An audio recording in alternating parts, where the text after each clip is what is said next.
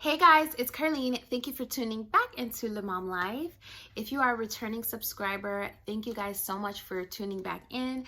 I so appreciate your support. It means the world to me. And if you're a new viewer, then I hope you will stay around and I hope you will subscribe. On this channel, you can expect for me to talk about lifestyle. That's my baby. Luxury. I do lots of homeschool videos and also lots of reviews. So for those of you who are returning and are my subscribers, you know that this last pregnancy and birth was very tumultuous.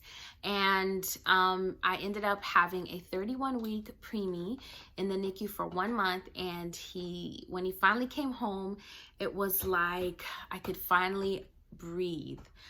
It was almost like I was holding my breath from the time that I went in, that last doctor's visit when they sent me to the hospital, to the time he came home. I was like holding my breath, and I was finally able to let out a sigh of relief and just breathe when he came home. That baby is on the floor next to me here, and he is now 9 months old. I cannot believe it. I just feel like, oh my gosh, this is going by a little too quickly this time around. If you follow me on Instagram, recently I posted his 9-month photo, and in it I shared kind of my feelings right now.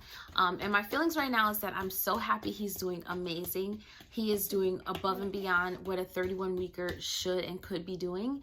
And so that's just a blessing. But at the same time, I'm also a little in my feelings, because he's our last baby. The bigger he gets, the more the reality of that sets in, that this is going to be my last go around having a baby, my last time nursing, my last time cuddling an infant, my last time doing all those baby things, you know. But anyways, let's get into his 9-month update. I will show him to you guys in just a little bit, but I really wanted to get into what he's doing versus what he should be doing around this time. I'm on healthline.com, and I'm just going to go down the list of categories that they have. As far as movement goes, they say that your baby should be sitting without support, creeping or crawling, using their hands to explore toys, turning their head to track objects, a little bit more control while they're sitting, and starting to pull up or stand. They should enjoy bouncing up and down, and also rocking back and forth. And I'm looking at my laptop over here. Also leaning forward, reaching for toys. So basically they're super curious, super active, really trying to engage with their environment. And he's doing all of those things. He is sitting up with more control now. He does not like to sit up for long periods of time, but he's definitely sitting up now. You guys know how one of my vlogs, I talked about how he was not doing it. He wasn't sitting up, even though he could at 7 months. Well, now he does sit up. He's crawling. He's doing like some army belly crawl thing, and he's been trying to use his hands and knees. So he'll be like crawling on his belly, and then he'll get up on his hands and knees sometimes and just rock back and forth on his hands and knees. And I can tell that he really is trying to crawl using his hands and knees. So I'm really happy about what he's doing on a movement level. Yeah, so sensory is next. And for sensory, it's basically the same things, like exploring, examining objects, taking the object from hand to mouth, switching hands, turning the pages of a book. And he's been doing all of those things. Focusing on objects near and far. You know, I'll hold up an object and he'll follow it, he'll track it. He notices little details about things, which is surprising to me, because I guess I forgot that this was the point they start doing that. But he'll see like a little string or a little dot. He loves patterns. If he sees like a pattern, especially if it's like black and white or something really colorful, he'll try to like grab it and interact with it. And it says observing an environment from a variety of positions. And I think he's basically doing all of those things. He watches objects fall to the ground. He'll drop objects. I definitely think on a sensory level, he's doing what he should be doing. He's on par. Okay, so now as far as emotional, one of the biggest things that they should be exhibiting right now is a little bit of stranger anxiety or separation anxiety when you leave. He's definitely been doing that. Like if I leave the room, he'll cry for a little bit, then he'll stop and he'll be fine. Then when I enter the room, he'll whine a little bit more because he wants me to pick him up.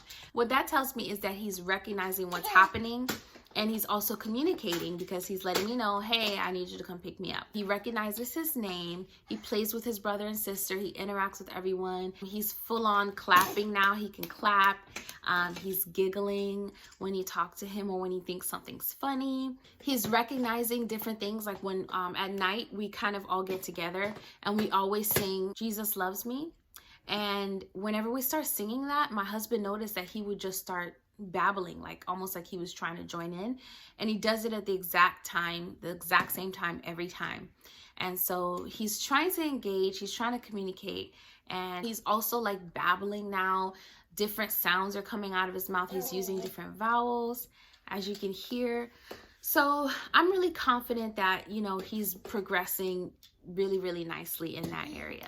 Some of the things that they say, you know, you should be concerned with is if they don't recognize people, they don't put objects to their mouths, they don't sit without help, they don't respond to their name, and I don't have any of those concerns right now.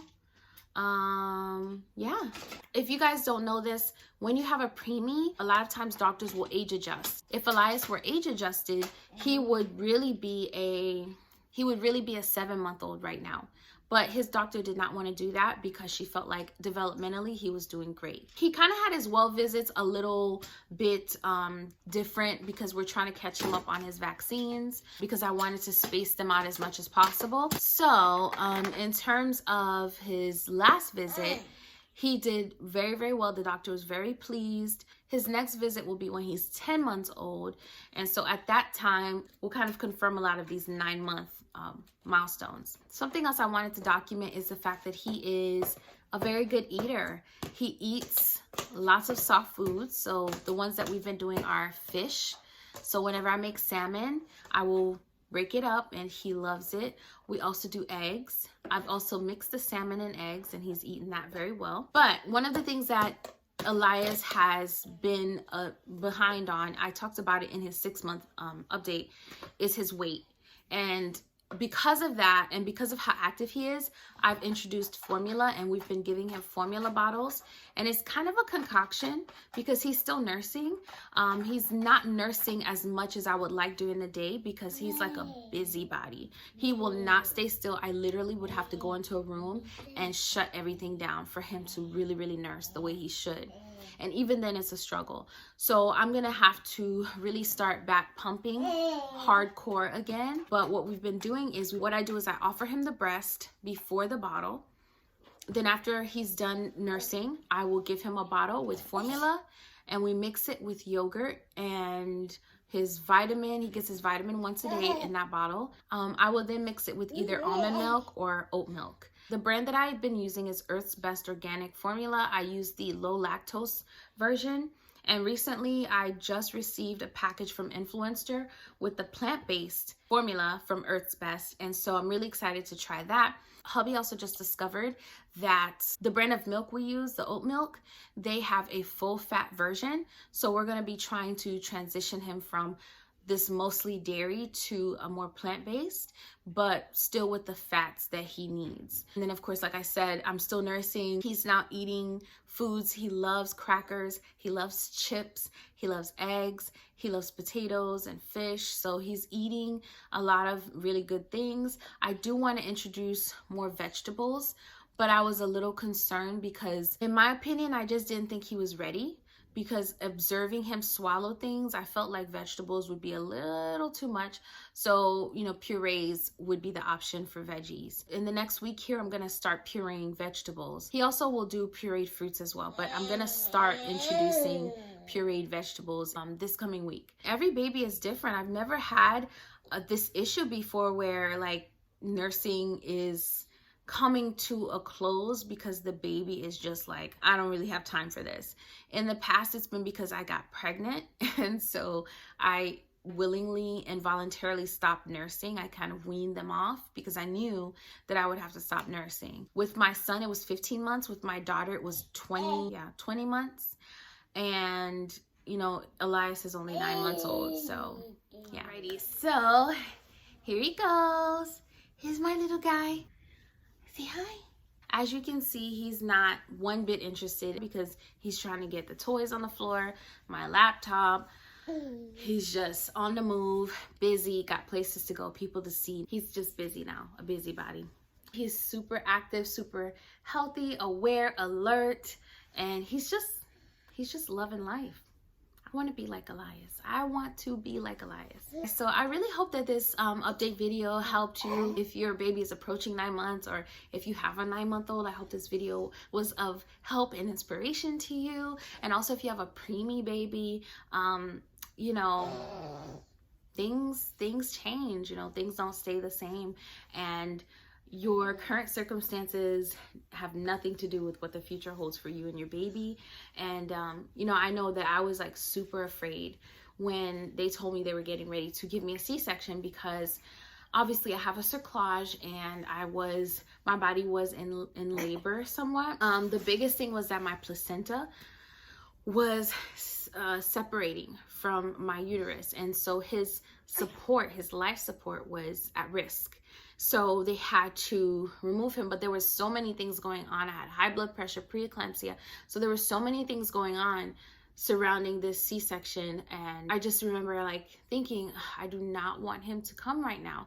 I'm not ready. I don't want to have a baby that is in NICU. I don't trust 100% that they know what's best for my baby. And ultimately we made the right choice. The doctors made the right call, and he's here, he's healthy. And I'm just really grateful, y'all. So grateful that he's this healthy. I don't think there's anything else I wanted to update you guys on. I can't think of anything. You okay? Yeah, he's ready to go, y'all. Here you go.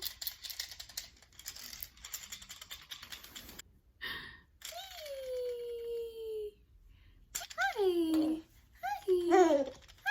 Hi. Hi. Yay. Want it? Want it? All right. Don't forget to like this video if you enjoyed it, subscribe, and hit your notification bell so you never miss an upload. And I will see you all in another video very, very soon. Bye.